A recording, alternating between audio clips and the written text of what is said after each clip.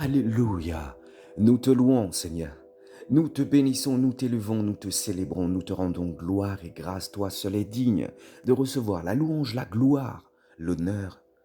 Alléluia. Pour l'éternité, garde-nous dans tes parvis, garde-nous dans tes sentiers, que tes desseins, que tes projets s'accomplissent dans et pour nos vies. Merci pour ton souffle de vie que tu as renouvelé en tout un chacun. Non, ce matin, ce n'est pas relatif comme tous les matins de se lever. Ce n'est que par ta grâce, par ton amour que je vis et que nous vivons tous. Tu as permis, Seigneur, que parmi nous d'autres ne verront pas la lumière de ce jour nouveau. Mais pour nous, tu as des projets, tu as des desseins, Seigneur, que tu veux accomplir. Nous voici devant toi, Papa Yahweh. Que ta volonté soit faite, que tu nous guides, que tu nous fortifies, que tu nous enseignes, ô Dieu de gloire, touche nos cœurs, que tu transformes nos pensées, notre entendement, au nom de Jésus. Alléluia. Tu dis, Papa, que si quelqu'un d'entre nous manque de sagesse, qu'il la demande. À toi qui donnes tout libéralement, sans faire de reproches, et toute chose lui sera donnée, mais qu'il la demande avec foi, sans douter, car celui qui doute est semblable au flot de la mer, que le vent agite et soulève.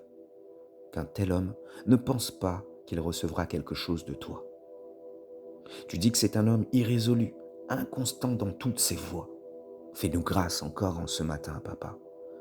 Tu dis que nous devons te chercher pendant que tu te laisses trouver, que nous devons t'invoquer, tandis que tu es prêt. Tu dis aux méchants d'abandonner sa voie. Alléluia. Qu'il retourne à toi et que tu auras compassion de lui. À toi qui pardonnes abondamment. Tu dis que tes pensées, Papa, ne sont pas nos pensées et que nos voix ne sont pas les tiennes.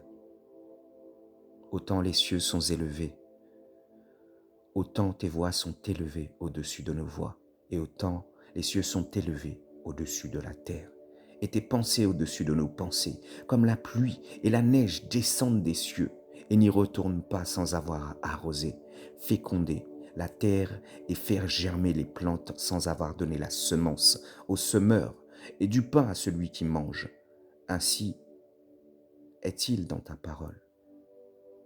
Cette parole qui sort de ta bouche, qui ne retourne point à toi sans faire d'effet et sans avoir exécuté ta volonté parfaite avec succès.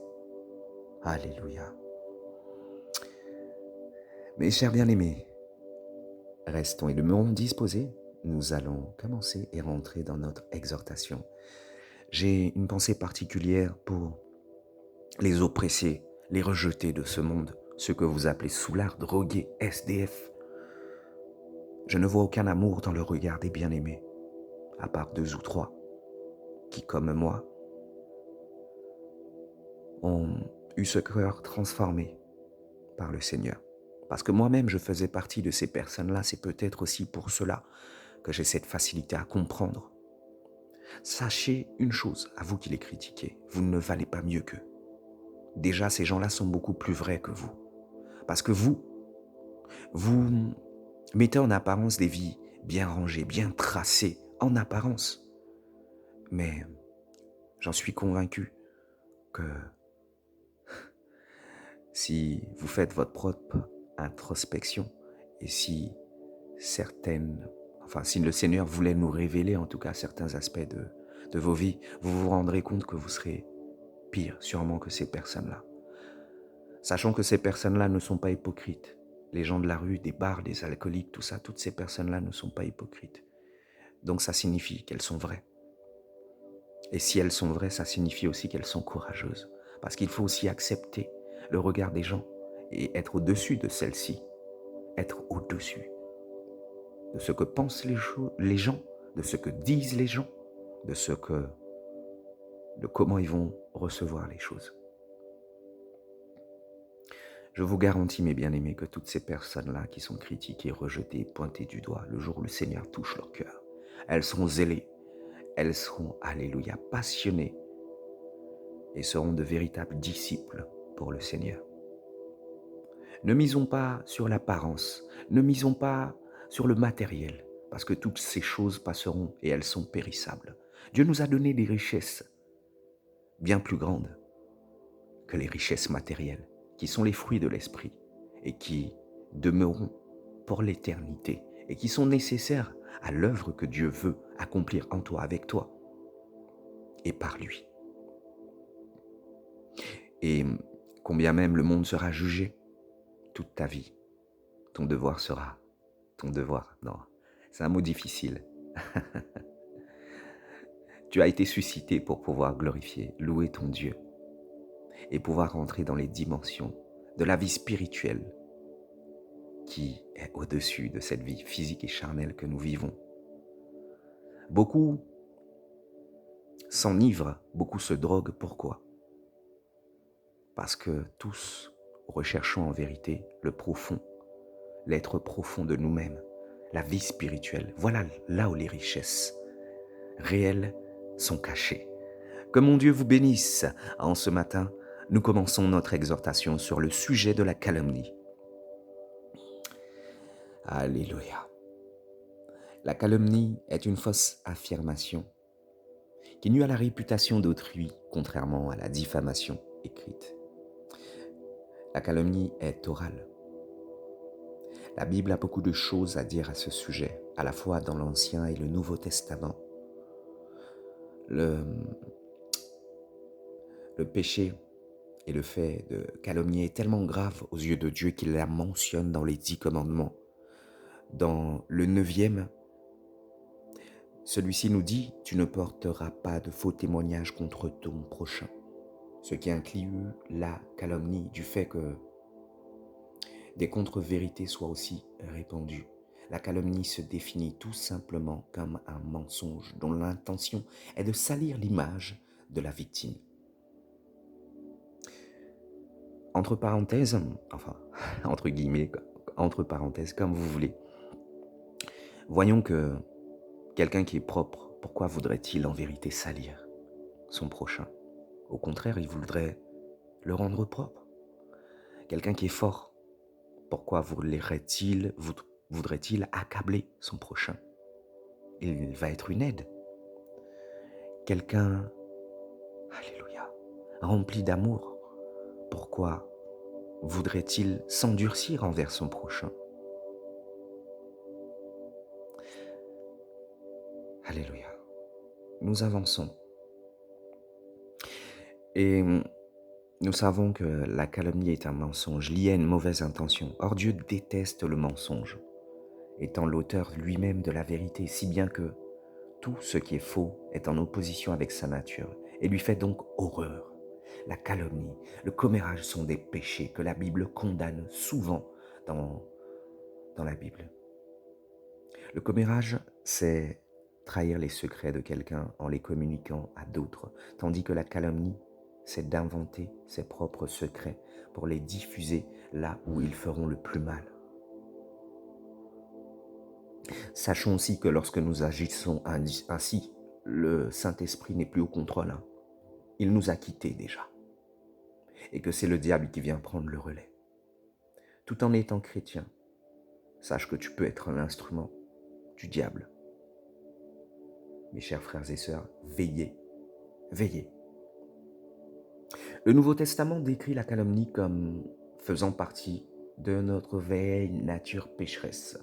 La calomnie n'a pas de place dans notre vie une fois que nous sommes, alléluia, nés de nouveau et devenus une nouvelle créature en Christ. Colossiens 3, versets 7 à 8 nous dit « Vous aussi autrefois, lorsque vous viviez parmi eux, vous marchiez dans des péchés, dans ces péchés. Mais maintenant, renoncez à tout cela, à la colère, à la fureur, à la méchanceté, à la calomnie, aux grossièretés qui pourraient sortir de votre bouche. Nous devons consacrer nos paroles ainsi que notre corps à la gloire de Dieu.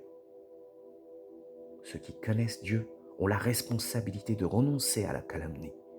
Par elle, nous bénissons notre Père, et par elle, nous maudissons les hommes faits à l'image de Dieu. De la même bouche sortent la bénédiction et la malédiction.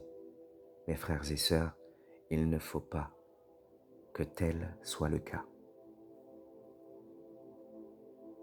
Jacques 3 au verset 9 à 10 nous dit que la calomnie est une pratique que nous devons mettre à mort si nous voulons suivre Jésus. Nous pourrons aussi retrouver ce même verset en Romains 6, versets 11 à 14. En Romains 1, les versets 28 à 32, Paul dresse une liste longue de traits qui caractérisent un esprit dépravé. Car en effet, tous ceux qui sont diffuseurs de péché, qui deviennent des instruments des ténèbres et du diable, ont une âme blessée. La calomnie en fait partie. Alléluia. Quand nous calomnions les autres, nous sortons de la voie de Dieu et celle qu'il a prévue pour nous. Il ne participe pas à nos efforts visant à détruire les autres par nos paroles. Dieu n'est pas dedans. La calomnie vient du cœur. Et quand nous sommes tentés de dire des choses fausses, méchantes ou accablantes envers autrui, nous devons commencer par nous examiner nous-mêmes, examiner nos cœurs afin de découvrir quelle est la racine de l'impureté qui produit ces mauvais désirs. Jésus a dit, mais ce qui sort de la bouche vient du cœur et c'est ce qui rend l'homme impur. En effet, c'est du cœur que viennent les mauvaises pensées, les meurtres, les adultères, l'immoralité sexuelle, les vols, les faux témoignages, les calomnies. Dieu veut que nous comprenions que la calomnie est révélatrice d'un problème plus profond au niveau de notre cœur. L'envie de calomnier quelqu'un peut émaner d'une racine d'amertume, d'une blessure non guérie, du refus de pardonner, de la jalousie ou de d'autres péchés du cœur. La solution de Dieu au problème de la calomnie est l'amour mutuel. Nous ne calomnions pas ceux que nous aimons. L'amour veut le meilleur pour les autres et cherche donc à préserver leur réputation autant que la sienne. L'amour ne fait pas de mal au prochain. L'amour est donc l'accomplissement de la loi. Si nous nous efforçons d'obéir à Dieu et d'aimer les autres comme ils nous aiment, nous ne serons plus tentés de calomnier. Mes chers bien-aimés, nous voici à la fin de notre exhortation.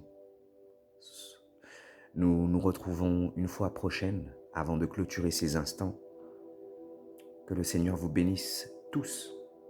J'ai une pensée particulière pour tous nos frères rejetés, opprimés, pour tous ceux qui sont en prison, dans la rue, pour tous ceux qui sont pointés du doigt, qui sont accablés. Dieu vous aime, Dieu nous aime. Soyez et demeurez tous bénis au nom de Jésus. À très bientôt.